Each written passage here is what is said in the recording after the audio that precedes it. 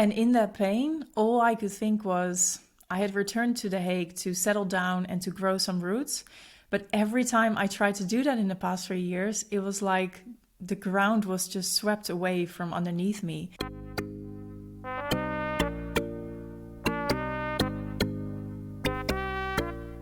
Hello and welcome to another episode of This Expat Life. My name is Amanda Maxime and I will be your show host for today. And as always, I'm on a mission to open up space for all facets of life abroad. The good, the bad and the ugly. But actually today I'm also opening up space for life back home as a repat. Because it's something I struggled with myself and if I'm being really honest, still struggle with till this day. But more about that later in the episode. I was actually already wondering for some time if I wanted to share more about my experience of being back home again. I lived in Brazil for 3 years as a diplomat and I came back home to the Netherlands in 2020 during the pandemic. And as I said, it's been quite a struggle, and not only because of the pandemic, which we all experienced, but also really because of some personal challenges I got throughout these 3 years, which I will definitely share more about in a few moments. And the reason why I decided to go ahead with this episode is because today, as this episode is coming out, it's exactly 3 years that I moved back home. And also there's more a personal reason, and that is that my relationship recently ended a couple of weeks ago. And it kind of propelled me back into this feeling of going back to the start of moving back to the Netherlands, which wasn't very pleasant. And so with those two happening around the same time, the 3-year anniversary, my relationship ending, and all the negative emotions around it, I was kind of looking back at those 3 years. Like, what has been going on? How did I grow? What did I have to learn? What challenges did I have to overcome? And I decided to go ahead to record this episode. And I really have to say, it does feel kind of vulnerable because this will be my most personal story that I shared with you on the podcast. But I also know that many people go through the same things that I went through, the moving back, the personal challenges. And when I was going through all these things, it really helped me to hear from others how they dealt with it. And not even knowing how they dealt with it, but also just knowing, okay, I'm not alone. I'm not the only one going through this and through these emotions. And having that kind of shared pain already eases the pain. So I really hope that this episode is going to help you. If you're going through something similar or you went through something similar, know that you're not alone. There are other people also dealing with it. And maybe my story will help you with some practical tips or insights as well. And looking back at the last 3 years, I'm just like, wow, how did this all happen in such a short period of time? There was always so much going on, such big life events, and it definitely wasn't easy. And I actually believe without these big life events that moving back home is actually the most underestimated phase of expat life. We don't consider it a phase of expat life because you're not an expat anymore, you're going back home. But I think this is why this phase is hitting the hardest. I shared more about the phases of expat life in a previous episode, but just to briefly summarize how I see the moving back home part is that it is a reverse culture shock. You think you're going home and that everything is back to normal, but actually when you come back home, you realize that you've grown so much more and you've changed. So the culture doesn't really fit you anymore. But because we don't really take care of that phase, it really hits us the hardest. And that definitely was the case for me. And looking back at the last 3 years, I also see that I barely had time for a transition phase.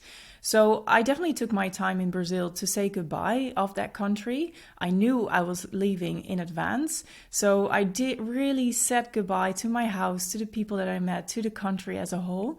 But you still need some transition time in the host country and also back in your own country again. And that last part I never really had because so much happened all at once. But before I start, just a little recap. I was in Brazil because I was working there as a diplomat. I lived there for 3 years and had the time of my life. Even though I already knew back then that my diplomacy career wasn't meant for me in the long term. So I quit my job. If you're interested in hearing more about my time in Brazil and the experiences that I had there, I have a whole episode around it, which is number 6. And I was living in Brasilia, which is the capital of Brazil in the middle of the country. and had a beautiful house, a beautiful garden, and really, really enjoyed myself. And by the time I left, we had about 6 months of the pandemic. But in Brasilia, up till that time, it was actually pretty okay. I know there were other areas in the country that were really hit hard by the pandemic, in the Amazon, in Rio, in São Paulo. I knew many Brazilians who lost a family member, but actually in Brasilia, where I lived, it was pretty okay up until that point. It got a lot worse there after I had left, but thankfully for me, it was still okay. So I was moving in the pandemic, and it definitely impacted my living situation, my mental health, my work, but it wasn't as bad as in the other areas that I just mentioned. And then going back home in the Netherlands, it was also still okay at that time. Things were still open, more than in Brasilia, or opening up again, I'm not quite sure. So it wasn't all too bad. And I moved back home in the middle of August 2020. I had just bought a new house because I went to the Netherlands a few months prior to my departure to look for a house and buy one. But I was staying with a friend for a week and a half, 2 weeks, while my house was getting ready. I was painting everything. And so I moved in late August. My container arrived. I put most of my stuff away. And I was also just starting a new posting at the Ministry of Foreign Affairs. It was a beautiful summer, long, hot days. I was really happy being back home again. I miss Brazil. I miss my identity of someone who is living in Brazil. But I was also really excited about this new chapter of my life. But then something happened that really, really shook my world. My dad got ill all of a sudden, and he was taken to the hospital, and he needed a pretty difficult operation. He was in the hospital for 4 days, and after the operation, I was called by the doctor, and he said that the operation was successful and that they just needed him to wake up to check a few things, but that overall it was okay. So I was relieved, my dad was okay. This was my biggest concern at the time, obviously. But then a few hours later, I still hadn't heard from the hospital, so I decided to give them a call just to see if my dad had already woken up. And then the doctor, which was another doctor, explained to me in the most weird phrases. He actually never said it in those words, but my dad had died all of a sudden, against all expectations. The operation was successful, but all of a sudden his organs stopped working. And my dad had died. And I remember sitting right here at this table. If you are watching this episode on YouTube, you can see it. Hearing the news and just feeling the ground beneath my feet crumbling away. It is such big news that you just can't understand. You are kind of hearing it, but you cannot believe it. It's too big to take it in at once. And it really shook my whole world. And in the days after that, me and my sister were busy taking care of the funeral, taking care of all the paperwork.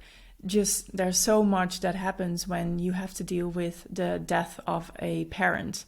And my parents were divorced, so it was all down to me and my sister.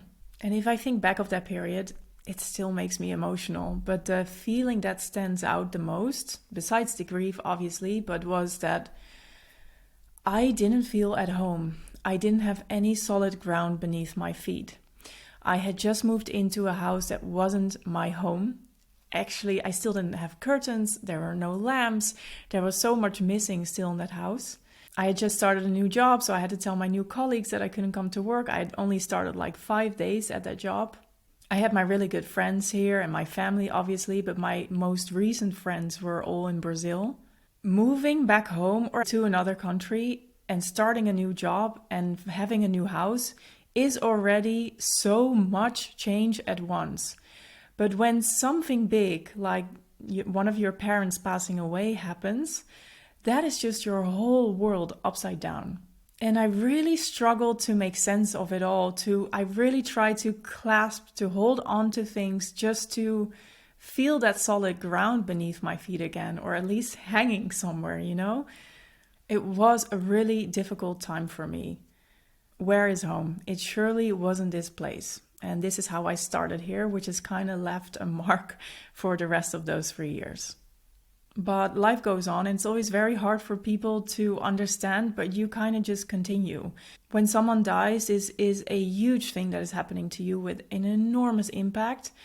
But you can also still smile sometimes, and your cats need to be fed, and things happen, and you need to take care of things. And so life just goes on, and you kind of get back on your feet again. And in the first few weeks, you feel like a zombie, but you're just going through all the motions. But after those first few weeks, more happened. I met someone I fell crazily in love with. And the way that I met him was actually pretty funny, because I was selling some furniture, I think, from my dad's house. And as someone was coming to pick it up, I opened the door and I thought, wow.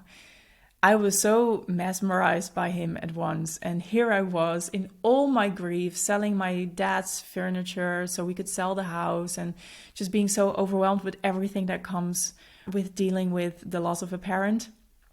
I also fell in love. These two things can exist next to each other.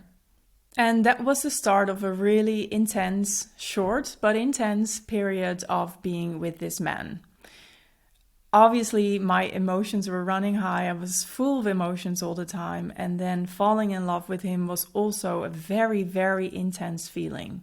We hit it off straight away. We were together a lot. And he also really helped me to settle into my house, to take care of stuff at my dad's house. He really offered that practical support that I really needed.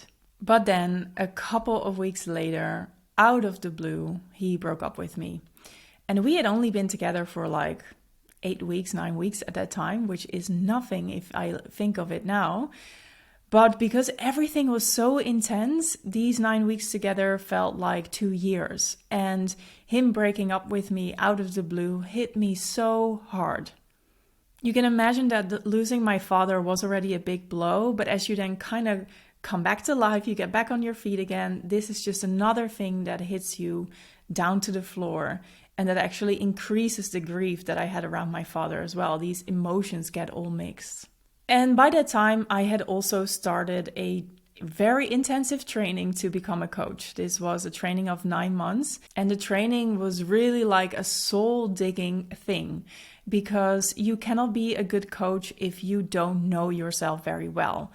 If you don't know yourself, you're going to bring in topics and themes that you get triggered by into the sessions with your coachees. So the vision of the institute that was organizing this training was really like, the first few months, you're really going to focus on you as a person before we look at you as a coach, to really see where your patterns, your triggers, your themes are. And so there was so much soul digging going on. And I remember the very first training day. This was 3 weeks after my dad had died, and we had to bring something, an object that was meaningful to us. So I had brought a feather of a macaw with me. And it was meaningful to me because of 2 reasons. One is that my dad always had 2 macaws. I grew up with them, so they really feel part of my life, and they live up to 60 years. So I was actually afraid I was going to inherit them, but both of them died shortly just before my dad passed away. And the second reason is that I always saw so many macaws from my home, from my balcony in Brasilia, and it was the most wonderful thing. It always excited me so much waking up to see these beautiful birds. And as it was my turn to explain something about the object that I had brought along, I just started crying. And you have to know, at that time, I wasn't someone who cried a lot, and definitely not in public. So I just felt so embarrassed. But the trainers were wonderful, and they grounded me. And actually, it turned out that everyone after me also started crying. So I wasn't the only one. But starting this training while there was so much going on inside of me with all my emotions, but also outside of me with a new house, with a new job, with trying to start a whole new life again. And then also doing this training, it was just like so much at once. And in hindsight, I'm really glad that I did that training at that time. I had actually already planned it when I was still living in Brasilia. So it's not like I chose it because my dad died and I wanted to work on it or something. But I'm really glad that I did it because it really helped me to process all the emotions I was going through in such a constructive way that is still helping me to this day. Then Around that same period, that guy and I got back together again. It was very intense again, but a little bit better than before. And just before Christmas, again, out of the blue, he broke up with me. And now I know that this guy has fear of commitment. I actually struggle with fear of abandonment myself, or struggled, I have to say. And just a little sideway, I read a wonderful book called Love Phobia. It's by a Dutch author. And she really shows that people with fear of abandonment and fear of commitment really attract each other all the time. And they get caught in this sort of dance that is attracting and then pulling away again, serving neither of them. And this was clearly the case with me and that guy, but I wasn't really seeing that at that moment. So just before Christmas, he broke up with me and he left me devastated again. And by that time, the pandemic was a lot worse. There were lockdowns in the Netherlands and there was a curfew. So we weren't allowed to be on the street after 9 p.m. And this was really so difficult for me because when you're dealing with grief and you're going through a breakup and you're starting a whole new life again, at some point you want to go out and meet new people and distract yourself with fun things. But I couldn't. We weren't allowed to do anything. Everything was closed. There was nothing to do. And also, every time that I met up with friends, it was always one-to-one because of all these rules. And one-to-one is really nice and you have a lot of deep conversations, well, with me at least. But it doesn't really provide you with this light distraction that you simply sometimes just need when you're going through a hard time. So it was a very serious, very dramatic, very difficult, very challenging period I was going through. And this was just all in 4 months. I had moved back home, started a new job, lost my father, fell in love, got my heart broken, started an intensive coaching course, suffered from the pandemic. It was so much in just a couple of months. So it was really difficult for me. And there was nothing I could do. I remember just crying in my bathtub for hours because I couldn't go anywhere. Which, by the way, was very healing in a sense, something I could see afterwards, which I think I will share more about in another episode.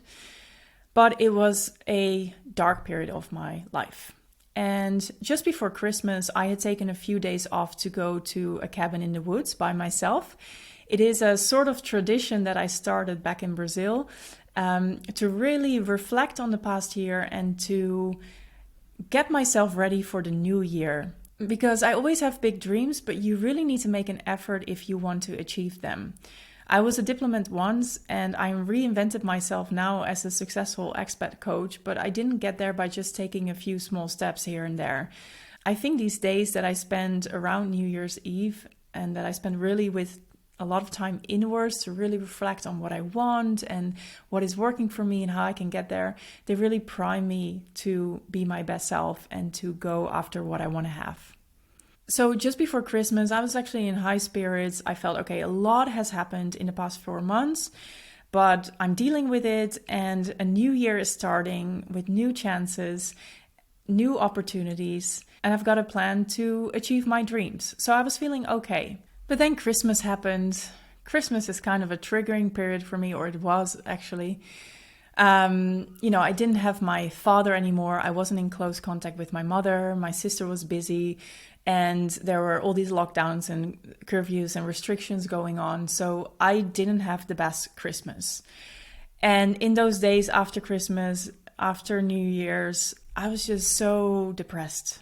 I was in such a dark mood. And I remember it was the 2nd of January. And usually I'm always really feeling so positive with the new year. I'm at my best behavior, so excited about the new year. But that 2nd of January, all I could see in front of me was this big black hole. And I am an optimist to the bone. I really believe that the future is always going to be better.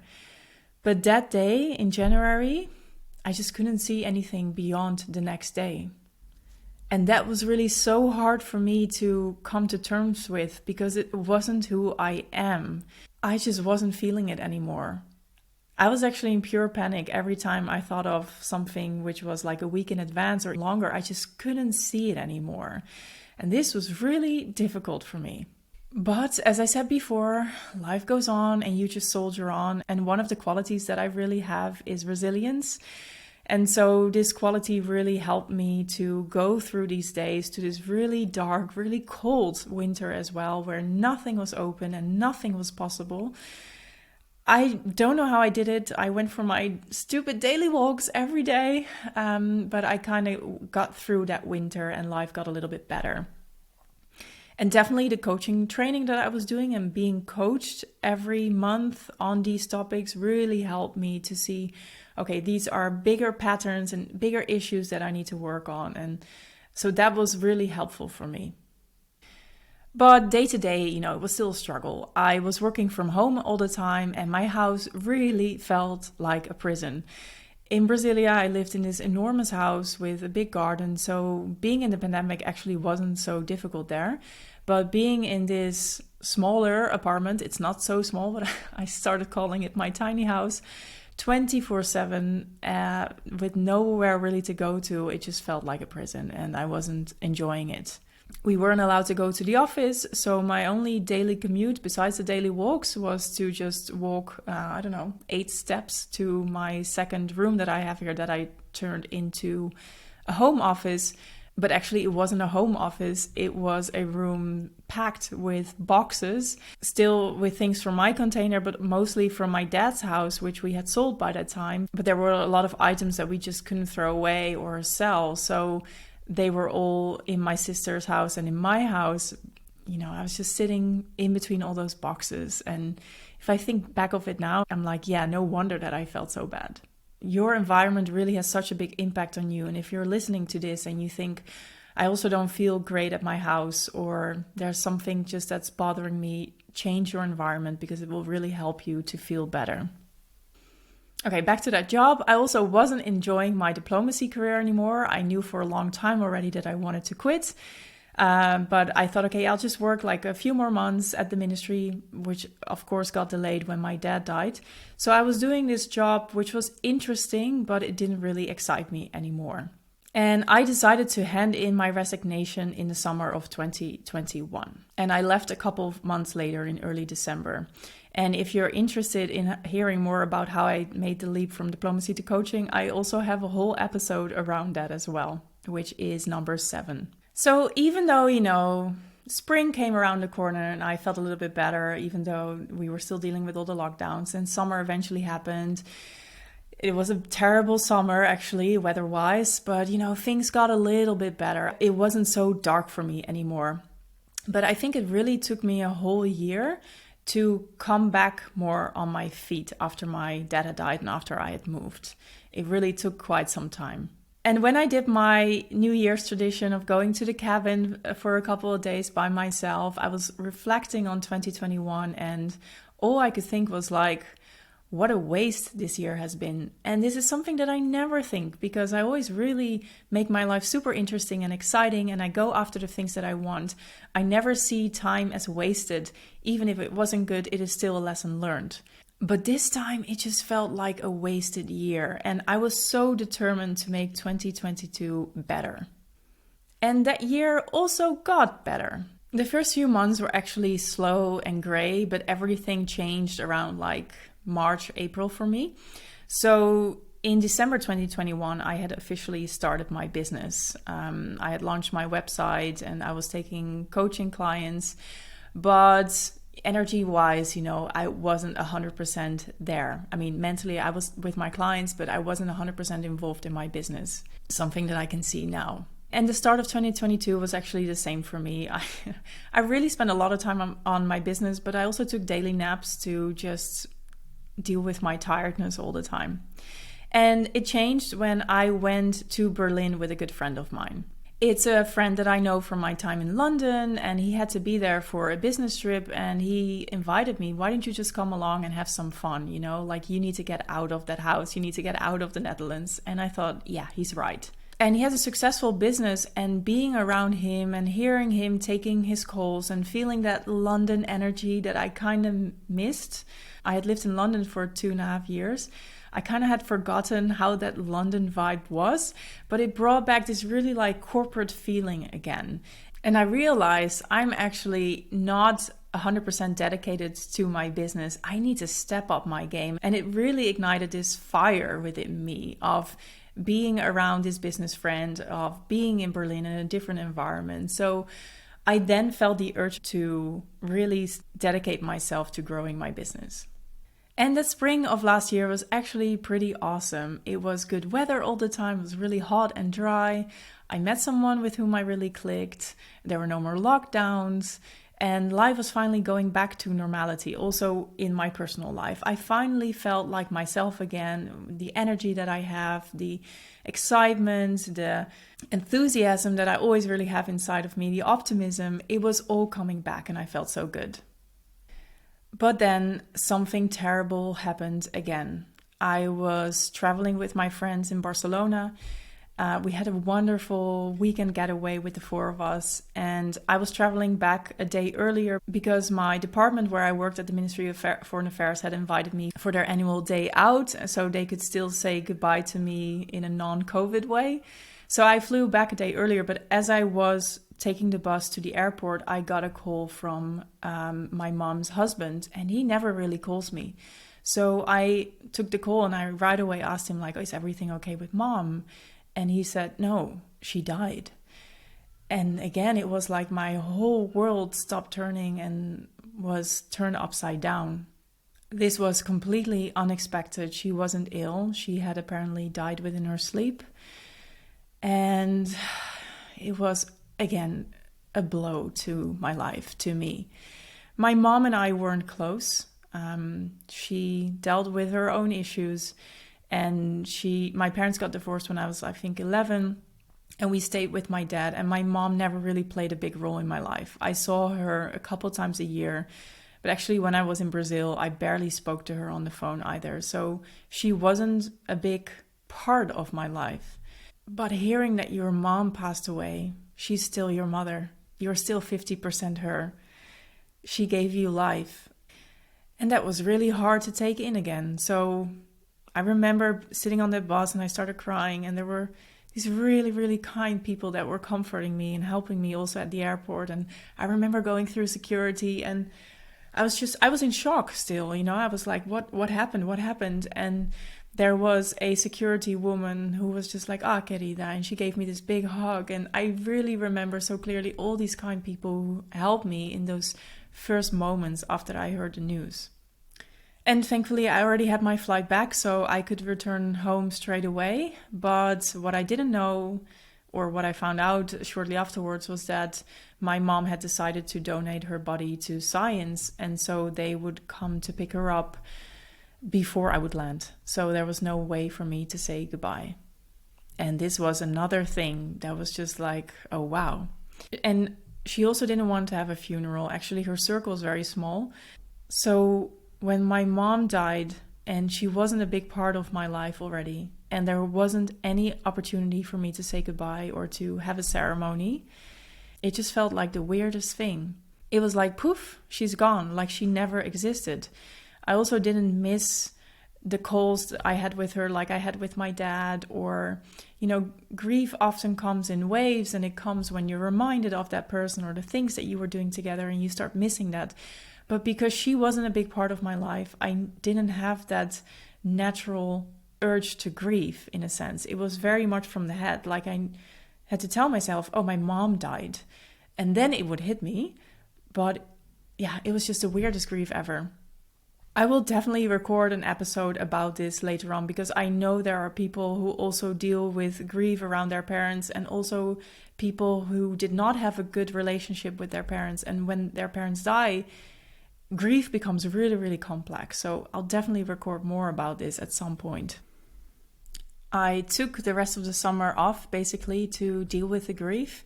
And actually this was when Expat Life School was born, because I started doing a course about making online courses, and it was the ideal thing for me to do. Still something to take my mind off my mom and keeping myself busy, but not in a really complex or challenging way. And I had my coachees, of course. So if I wasn't coaching, I was working on creating my first online course, which is actually about to start again in mid-October. So check the show notes if you want to join it. And then things slowly started to be okay again. It was a beautiful summer. I think it was the driest summer in a long time. I spent so many days on the beach. My business was really growing. I was working a lot. I launched my first round of Expat Life School in October, which was a huge success. I found my place more and more with my business in my new career, but also in the Netherlands. I was still dating that guy, which was going great, although our future was also a bit uncertain. But overall, things were going pretty well. But then in November, my dearest grandma got sick. She fell, broke her hip, got operated, and she was okay again. But then all of a sudden, things started to get worse. And a few days later, she died. And she herself actually said that she was ready for it. She was 92 and she had this beautiful life. But we all loved her so much, and losing her was also really difficult for me. She was the mother of my father and my only grandparent left, and I always adored her. I spent a lot of time when I was younger with her, either alone or with my cousins, and she was always really just my sweet grandma. So even though I could place it more logically, like she was old and her time had come, like it was still this hole in my heart that was hurting again. And it was also a really weird realization that from my family tree, my family line, I was now the eldest. I had no one above me anymore. All my ancestors were gone. And this sometimes feels a bit lonely, even though I have lots of family around me still. And sometimes it also kind of feels liberating because I didn't have the best parents. They had a lot of their own issues they had to go through, which really impacted me as a child, as a grown-up. And not having to deal with those things anymore also lifted some weight off me. And maybe this is hard for you to understand if you have a good relationship with your parents who had always been loving and caring. But if you deal with parents who have mental health issues or are just difficult persons, I think you might know what I mean. Anyway, just after my grandma died, I went on holiday to Indonesia. I had this whole itinerary planned in Java and Bali, but a couple days in Java, I realized I was exhausted. I had been working so hard throughout autumn especially, but also starting already in summer to build my online course, to grow my business, on top of dealing with the loss of my mother and then also my grandmother. So it was a lot that I was carrying around with me. And then when I was traveling, this all came out, not in terms of emotions, but just exhaustion. So I remember being in Java and I had plans to go to all these volcanoes and stuff, but I was also traveling alone and it was hard to meet other solo travelers. And I just thought, you know what? All I want are beaches, cocktails, and massages. I'm going to Bali straight away. And so I did. And then I had a wonderful trip afterwards. I met really nice people and I was really able to relax and give the rest that my body and my soul were craving. I came back in December and continued working and had a really nice start of this year of 2023. And we're now in August, so we have about 7.5 months done. And so far I can say that 2023 was a pretty good year. But there was one trap I kept myself finding in, and that was that I was working too much. I'm just always so excited about all the ideas that come to my mind to help expats, to help globetrotters wherever they are, to really live their best life, to deal with their emotions, to help them as a coach, as someone who inspires them. And I really learned the hard way that I have to stop myself and focus on one thing at a time. Because if I don't, I just work 24/7. And basically that was what I was doing in the first months of this year. Just always working. And actually around March, April, I also started to feel stuck here. I always traveled a lot, and especially back in Brasilia, I traveled on average every 2 to 3 weeks, which I loved. I love being away. I love meeting new people. I love seeing new things and experiencing new things. But I had found myself back in The Hague for a couple of months without any trips. And I realized it wasn't even just like about the country. It was just really the area where I was finding myself in. It was literally 2 square kilometers that I would go back and forth to every day. So it was my house, my co-working space, my coaching space, and then often I hung out with either the guy I was seeing or some friends who live around pretty close to my house. So it was the same area I found myself in all the time. And it just doesn't suit who I really am. I'm adventurous and I want to have variety in where I go. So more and more, I started to feel stuck in this small town that wasn't giving me everything that I needed. It thankfully changed when I basically started to travel for 2 months nonstop. So I went to the Galapagos Islands with my sister for 2 weeks, which was amazing. I have been there already a couple of times. This was my third time, but this time now with my sister. And I was really so excited to show her my beloved Ecuador, the Galapagos Islands, and also introducing her to my really, really good friends there. So this was a wonderful trip, especially after what we've gone through in the past few years. It was really nice to spend some quality time with her on a boat, even though that also meant like typical sister fights, but it was all worth it. And then I also went to France for a couple of days, to London to see really good friends and to just connect with the city I once lived in. And then I also went 2 weeks to the Azores Islands with my best friend, which was also an amazing trip. We were hiking every day, spending so much time in nature, and that really brought back the sense of life again back in my blood. And this is also when I realized, okay, I need to find a better balance for myself. I cannot be stuck in The Hague all the time. I need to explore and go out and about. And just before I was taking all these trips, I had actually decided that I also wanted to start coaching in Amsterdam, because I had someone who reached out to me if I could also meet them in Amsterdam. And I thought, you know what, why not? I really miss being in a different city, in a bigger city. The Hague is really nice, but it's a small coastal town and it doesn't have this big city energy. Not that Amsterdam is such a big city if you look at it from an international perspective, but for the Netherlands, it is a big city. So I found some coaches there, and every 2 weeks I was traveling to Amsterdam, and that also really boosted my inspiration and my sense of exploring. So if you find yourself stuck somewhere, it doesn't always need to be a big change or a big trip. You can also include more adventure, more variety in your environment where you're currently at. Add micro adventures or just force yourself to take a different routine. This also really boosts already this sense of adventure if you're craving that. But I realized, okay, I need to have a better balance. And so I need to be more conscious of where I spend my time. And for me, that really includes having trips to look forward to. I've always been international. I've always traveled. And actually, this was the first time in my life that I just find myself here around my town all the time without traveling too much. So this is a lesson that I learned. I was also actually toying with the idea of going back to Brazil for 1, 2, 3 months just to experience the country again and also to live as a digital nomad, because I designed my business around the idea that I could work from anywhere since I have mostly online clients. But I decided to postpone Brazil to sometime later. So overall, I was okay again, happy with my life here, definitely happy with my business, but still feeling a little bit unsure about my future, as in where I wanted to be. Because I've always lived abroad ever since I was 19, basically. I never spent anywhere longer than a couple of years at one place. And now being in the Netherlands for 3 years really is a long time. And I realized, okay, I don't really see myself as a person who now stays in the Netherlands for the rest of her life.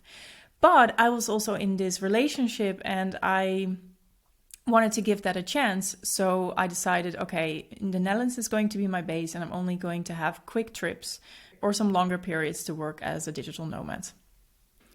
And then a couple of weeks ago, again, out of the blue, the guy I was dating broke up with me. And it hit me again pretty hard, I have to say.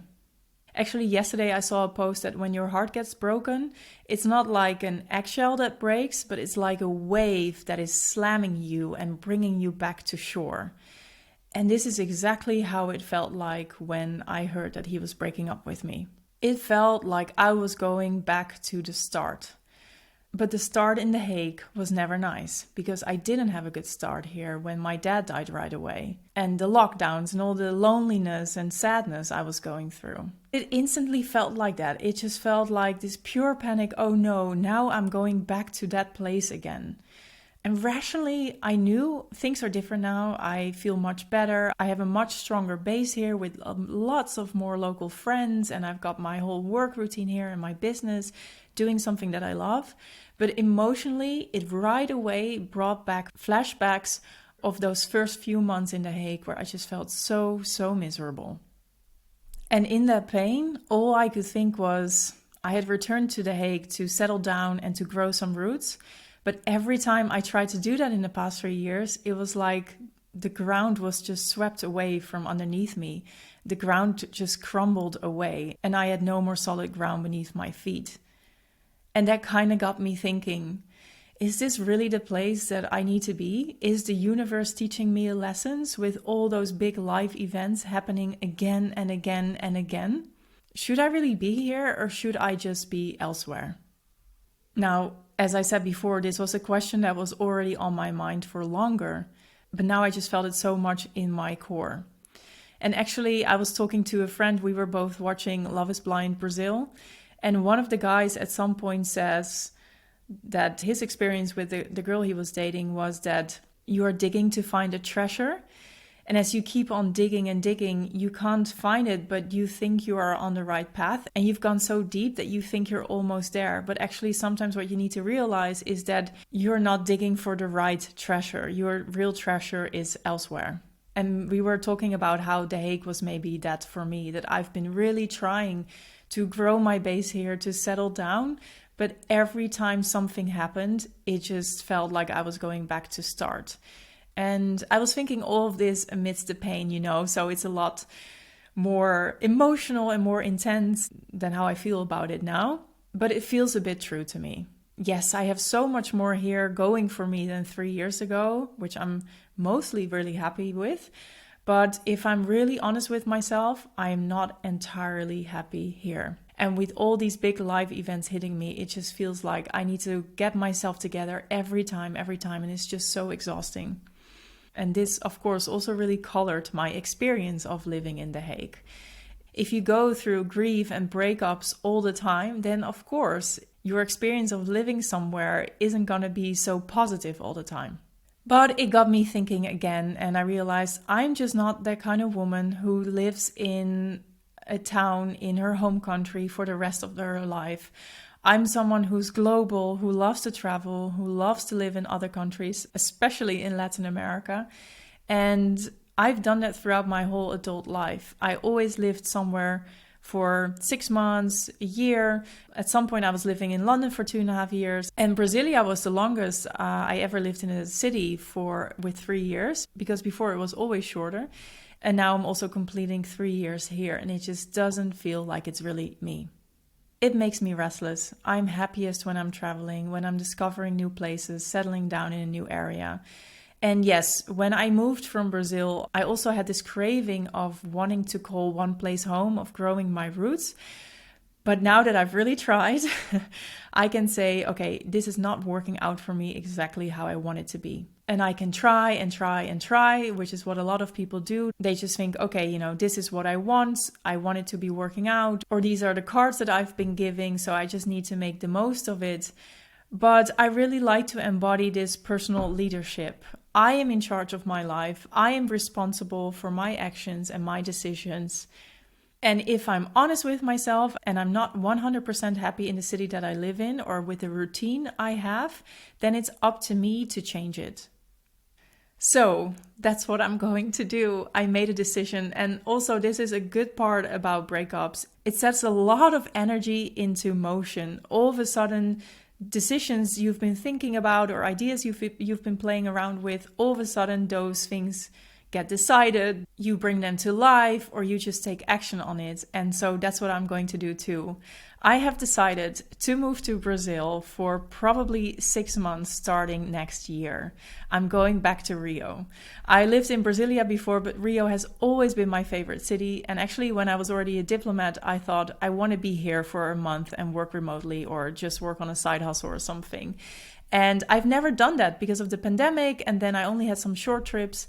So now I'm really happy to say I am going back to Rio. I'm finally going to cave in to that desire that I've been feeling for so long. And I'm just going to the city that is making me happiest, probably, in this stage of my life. I was also talking to another friend about this decision, and she said something beautiful. And she said, okay, maybe the soil of The Hague, is fine enough, but it isn't really rich. But the soil in Rio is the soil that makes you feel alive, that inspires you, that makes you feel happy and loved. And I realized it's really like that. I need to go back to that soil because that's what I need, what I've been craving for so long. And it feels like a relief, finally deciding that I'm going to do this. I had not done it because I wanted to give the relationship a chance, because I wanted to grow these roots. But now that the relationship is over, I'm like, nothing is stopping me anymore. And the roots, I will keep The Hague as my base. It's not like I'm going to move to Brazil to stay there forever. Well, probably not. It will just be probably 6 months. It might even be a little bit shorter or maybe combined with another country, but it depends a little bit on the visa and some costs. But right now I'm planning to really live in Rio for 6 months. And yes, it also feels a bit scary because I am much older now than the last time that I was going abroad, and it was much more carefree. Now I have a house with a mortgage. I have my 2 beautiful cats from Brazil that I cannot bring with me. And I also think naturally as you get older, you have a little bit more fear around these kind of decisions. So they also came up, and I'm concerned about a few practical things, like with my cats and, finding the right person for my house. And also a little bit worried about what it's going to do for my business. I also have limiting beliefs that are popping up. And one of these limiting beliefs is that I need to stay here, I need to stay put to really grow these roots and to really grow my business. But if I zoom out, I can see this is just a belief of mine, a personal belief that is limiting me. It is not the truth. It is just the filter that I'm looking through to life. And it's a filter that is not going to bring me much further. It is very easy to let yourself be limited by that filter or by those beliefs. It's often what happens. It was also the reason, I think, why I hadn't done it earlier. But I just need to overcome some practical obstacles and maybe some more challenging ones around my business. But I think it's going to work out. Everything is figure outable. I can always find a plan to deal with those more practical challenges. And what I really think, actually, when I start to live in Rio, things will start to flow again in my life. The past 3 years, it has felt sometimes, often like an uphill battle, like it was always hard. I was always working so hard as well. And it was almost like I was going against a current or something. Not all the time. It also often felt very flowy. But sometimes it felt like this current I was going against. And I really think that the moment I live in Brazil again, things are going to flow. So I'm really happy to share this decision with you. And I also hope that you can take some inspiration from this. So if you feel stuck or just unhappy, and maybe your days aren't bad, but there's this undertow of, unease or some unhappiness, know that it's up to you to take decisions. You have the power over your life. And those decisions don't need to be big. You don't have to move to another country, but you can start to play around with some things. Do the things that set your heart on fire, because life will just flow afterwards. Okay, time to round up this episode because I've been talking for so long. I really always try to make short episodes, but it just somehow doesn't work. I love talking, I love telling stories, and I also love giving tips. So anyway, I hope you find this story and this episode useful. And before I leave you to it, I just want to say that if you have been thinking of getting coached by me in the Netherlands in person, in Amsterdam or The Hague, September is the last month that I'm taking on clients, because we work together for 3 to 4 months. And as I'm leaving in January, probably mid-January, we only have those months to work together. So if you're interested and you want to start off 2024 in the right mood with the steadiness within that you are craving for, then get on a discovery call with me and let's see what I can do for you. And also, if you like this episode, please share it with your expat friends or leave a review on the platform that you're listening to this Expat Life, because it really helps me to grow our global community. All right, beautiful people, that's it for today. I'll talk to you soon again. Have a lovely day wherever you are.